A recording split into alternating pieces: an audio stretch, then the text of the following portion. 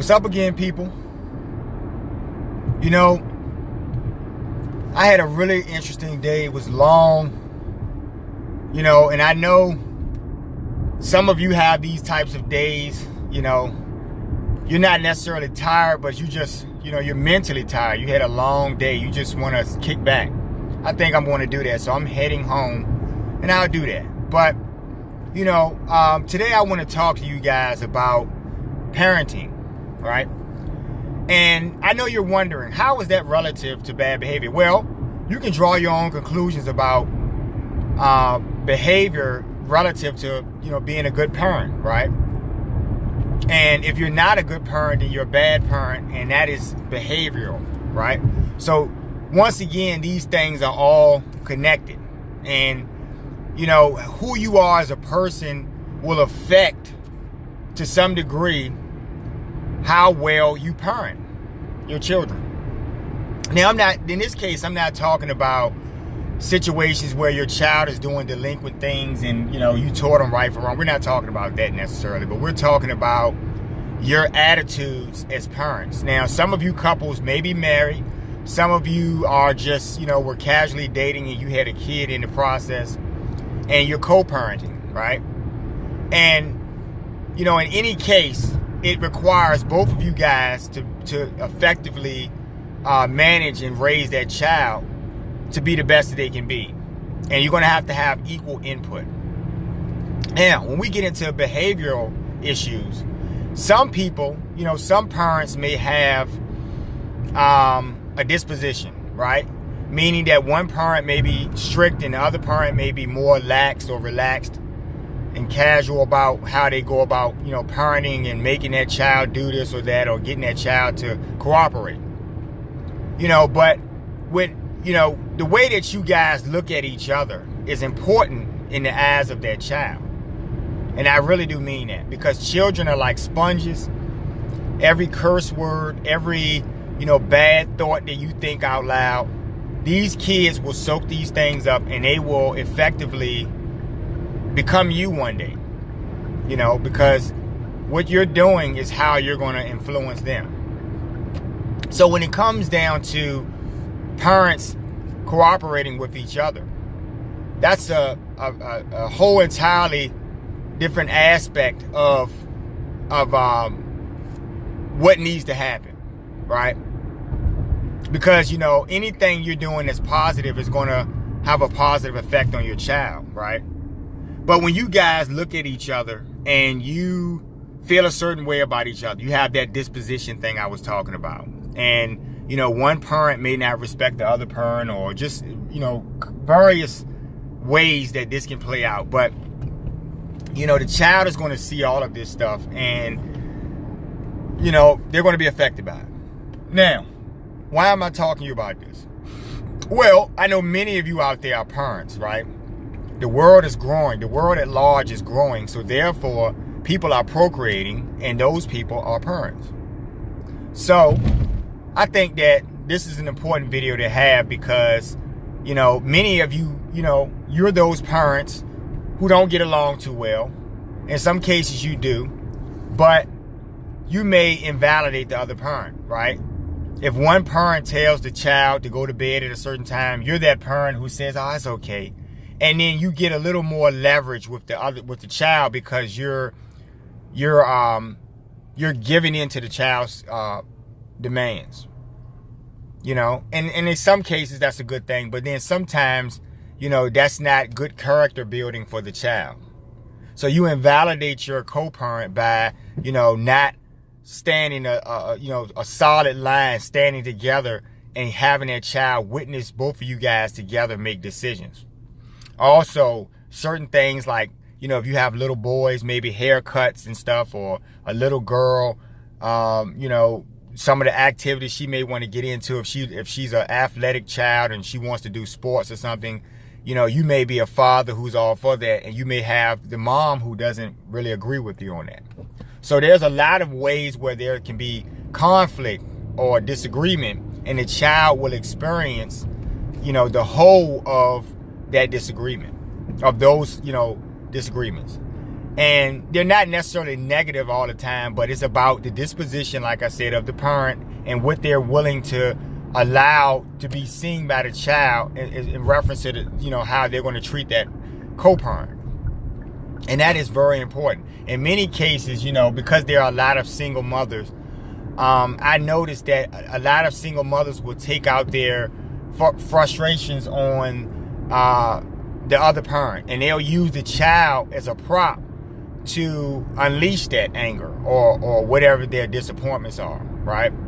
They may say, you look like your mother or your father, or you're going to be a low life just like your dad or something, or you hear all of these different things that are said, and that child, that sponge of a child, will soak those things up, and it may really affect them. Sometimes it doesn't impact them. Sometimes they go on to have great productive lives, but then sometimes they fall into depressive ruts and stuff, as they're growing up and they're aging and they become teenagers and they go through hormone, changes and certain things. And so that affects them. And they need to have that solid rock of support from both parents. If you're a little boy, you most certainly need your father. If you're a little girl, you most certainly need your father, and vice versa. You need the mothers too, right? Because the mothers nurture and the fathers provide instruction, right? And both of those things are going to make you a good person in your heart, as well as a good character as far as an overall person. And you want to be that growing up, living in this world full of degenerate lowlifes. You want to change that up. You want to be something different from what we're accustomed to seeing. And I see this, I have friends who have children, and I watch them have these little petty disagreements about certain things involving the child. If the child is, I've seen situations, and just in many cases, and it really comes down to disciplines and stuff, what the child is willing to listen to, and you have to have both parents on board in order for that child to respect both of you guys. Because if one of you guys is showing more leverage than the other parent, then that child is going to do that. Okay? And so that child will treat that other parent with less respect.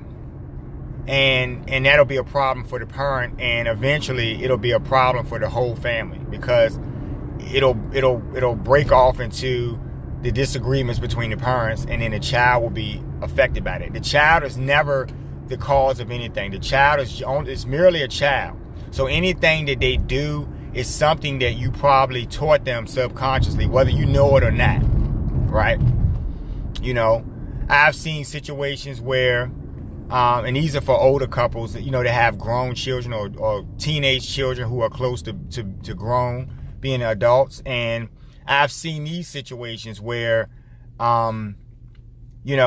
maybe, dad doesn't want daughter to get her nose pierced or body parts pierced or something like that, because he's looking at things that are going to occur in her life, and he wants her to have the best, right? And maybe mom is more lax, and mom is like, well, it looks cute or something like that.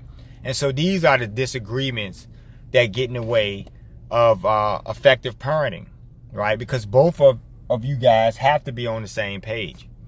And so that child will probably gravitate to the parent who's going to allow them to get, both of their nostrils pierced and their lips pierced and their ears. And then, in the end, you'll have a child who looks like Hellraiser, Pinhead on Hellraiser or something, with a bunch of fucking pins and tacks sticking out of their face or something. And it's probably just a phase.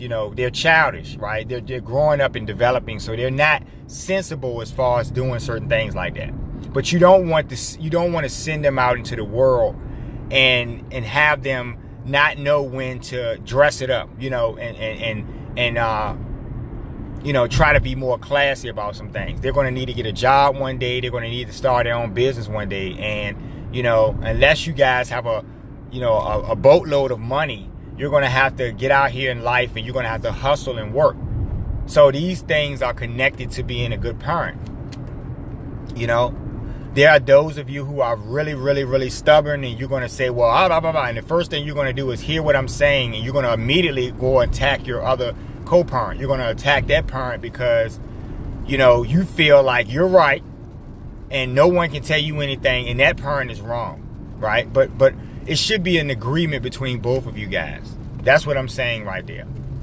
And so when one parent asserts themselves, the authority that they have over their child more than the other parent, then it's a recipe for disaster, and eventually you will see the fruit of what you're doing, right?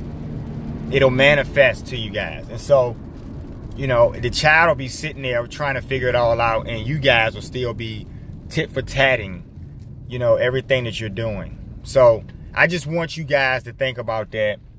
You know, I have friends who have, you know, children, and, you know, they do this stuff all the time. I sit back, I'm amused by it sometimes, but when I really think about it on a bigger level, how is that child absorbing these incidents, right? Who does that child respect more, right? Mom or dad, right? Now, it is good that they have both of their parents in general, because there are many children who don't have either one, or, you know, maybe just one parent. And so it's always good when you have both parents cooperating together and participating, right, in co-parentship, right? Because one day that child will hug both of you guys at a graduation and feel great that you guys stuck it out and put aside your petty differences for the betterment of their life, and they'll enjoy that. All right, so I'm not going to talk too much longer because, like I said, I'm relaxed today and I'm trying to get home. You know, I just want to kick back.